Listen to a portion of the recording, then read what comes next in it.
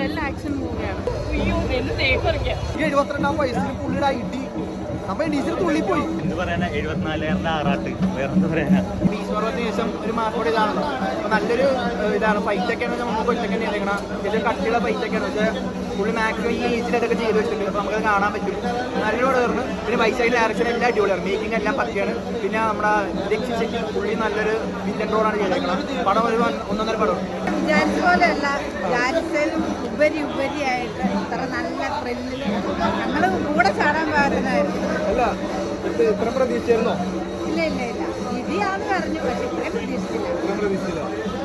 വേറെ ആർക്കും പറ്റില്ല ഇതേപോലെയൊക്കെ ചെയ്യാൻ. ഇല്ല ഈ പ്രായത്തിൽ ആർക്കും പറ്റില്ല. അത് ഓർക്കുമ്പോൾ നമ്മൾ കൂടെ ചാടി പോവുക. ഇഷ്ടപ്പെട്ടു. കോമഡിയും കാര്യങ്ങളൊക്കെ എങ്ങനെയായിരുന്നു? കോമഡി നന്നായിരുന്നു. നമുക്ക് ഒരു മടുപ്പും തോന്നുന്നില്ല. നന്നായി. ഫൈറ്റ് സീനുകളൊക്കെ അടിപൊളിയായിരുന്നില്ലേ? അടിപൊളി പടം. നമുക്ക് കട്ട മാച്ച് മാസ് ആക്ഷൻ മൂവി. വൈശാഖേട്ടൻ്റെ ഡയറക്ഷൻ കലക്കി. പടം എന്തായാലും കൊളുത്തുന്നത്. കോമഡി എങ്ങനെ ബ്രോ? കോമഡിയൊക്കെ അത്യാവശ്യം നൈസായിട്ടാണ് വർക്കൗട്ട് ചെയ്തിട്ടുണ്ട്. നല്ല മാസ് ആക്ഷനാണ്. നമുക്ക് പിന്നെ കുറേ നാൾക്ക് ശേഷം തിയേറ്ററിൽ ഒരു മാസ് ആക്ഷൻ നമുക്ക് തന്നിട്ടുണ്ട്. അതുപോലെ തന്നെ വൈശാഖേട്ടൻ്റെ കഴിഞ്ഞ കഥ മാസ്റ്ററിൻ്റെ ആ ഒരു വിഷമം ഇതിലെന്തായാലും തീർത്തിട്ടുണ്ട്. പടത്തിൻ്റെ നല്ല മേക്കിങ്ങും ലെവലും ഫൈറ്റും നമുക്ക് തകർത്താടിയിട്ടുണ്ട്. നമുക്കിടെ വേറെ ലെവൽ പെർഫോമൻസ് ആണ്. ഫൈറ്റ് ആണെങ്കിലും എല്ലാം ആണെങ്കിലും ഈ ഒരു പ്രായത്തിൽ പുള്ളി ഇത്രയ്ക്കും ലെവലായിട്ട് പുള്ളി ചെയ്യുന്നത് നമ്മൾ വിചാരിച്ചില്ല. കാരണം ആ ലെവല് സംഭവങ്ങളാണ് നമുക്ക് ഇത് കാണിച്ചത്.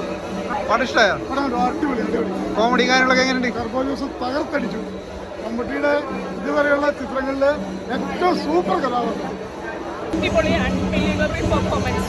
ഫൈറ്റും കാര്യങ്ങളൊക്കെ എങ്ങനെയായിരുന്നു? കോമഡിയൊക്കെ എങ്ങനെ? കോമഡി ഒന്നുമല്ല. മമ്മൂക്ക് എല്ലാ സിനിമയിലും നമുക്ക് സ്കോർ ചെയ്യാണ്ട് ഇതിന് അടിച്ച് ഇത്രയും വർഷത്തെ നമുക്കൊരു എക്സ്പീരിയൻസിന്റെ അങ്ങേറ്റം. അയ്യോ എന്ന് തേക്കൊറിക്കാം. Thank you. പടം അടിച്ച് പൊളിച്ചിട്ടുണ്ട്. നമുക്ക് ഫസ്റ്റ് നോർമൽ മൂവി പോലെ പോയിട്ട് സാധാ ഒരു 1-2 ഫൈറ്റൊക്കെ പോയി. സെക്കൻഡ് ഹാഫ് ആയപ്പോൾ ഗിയർ മാറി. പിന്നെ ഭയങ്കര ത്രില്ലറായി. പിന്നെ അവസാനത്തെ ക്ലൈമാക്സിൻ്റെ ഫൈറ്റൊക്കെ ഒരു രക്ഷയിലാണ്ട് ചെയ്തിട്ടുണ്ട്. രാജ്വി ഷെട്ടി ആയാലും എല്ലാവരും അഞ്ജന ജയപ്രകാശ് അണ്ണായി അവർ നന്നായിട്ട് ചെയ്തിട്ടുണ്ട്. അടിപൊളി. മമ്മൂട്ടിയുടെ ആക്ഷൻ സൂപ്പറാണ്. അടിപൊളി. മമ്മൂട്ടി ഷോ.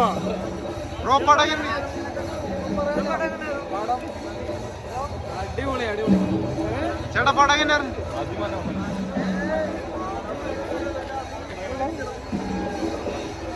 ബ്രോ പടം എങ്ങനെ?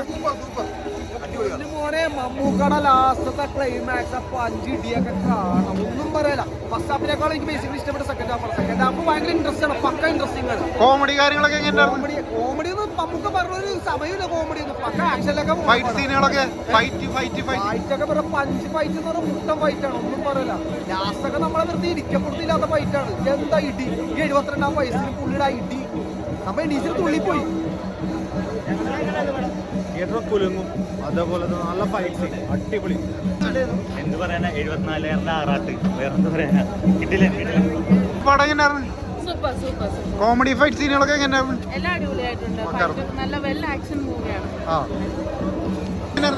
ചേട്ടാ മലയാളത്തിൽ മസാല പടങ്ങളുടെ കൂട്ടത്തിലേക്ക് കൂട്ടാവുന്ന ഒരു പടമാണ്. പിന്നെ പുള്ളിക്കാരൻ്റെ മമ്മൂട്ടിയുടെ 20 വയസ്സായില്ലേ. 20 വയസ്സിൽ പുള്ളി ചെയ്യണേ കണ്ട പുള്ളീനെ സമ്മതിച്ചേ പറ്റുള്ളൂ. 20 വയസ്സിൽ ഇങ്ങനെ ഒരു നടൻ ചെയ്യുമെന്ന കാര്യം വിശ്വസിക്കൂല. മൊത്തത്തിലൊരു നല്ല മസാല പടം മലയാളത്തിലാണ്. അപ്പൊ ഇടിയുടെ ഒരു പൂരമാണ് അല്ലേ സിനിമ?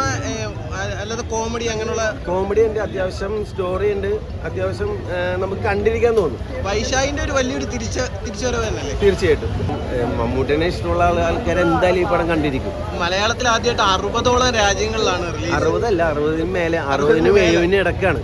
അപ്പൊ ആ ട്രൂത്ത് ഗ്ലോബലിന്റെ പേരെഴുതി കാണിപ്പിച്ചപ്പോൾ തന്നെ ഗംഭീര കയ്യടിയാണ്. അപ്പൊ സമ്മതിക്കയോട് ആരാധകർക്ക് ഭയങ്കരമായിട്ട് ഒരു നന്ദി ഉണ്ടായിരിക്കും അല്ലെ?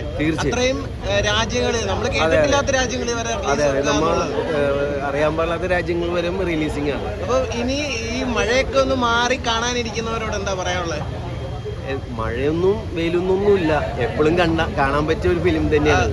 കുറെ കാലമായിട്ട് നമുക്കവിടെ ഒരു ഭീഷ്മർവൊക്കെ വന്നെങ്കിൽ പോലും അതിനേക്കാളൊക്കെ ഒരു ഇടിപ്പടം എന്നുള്ള രീതി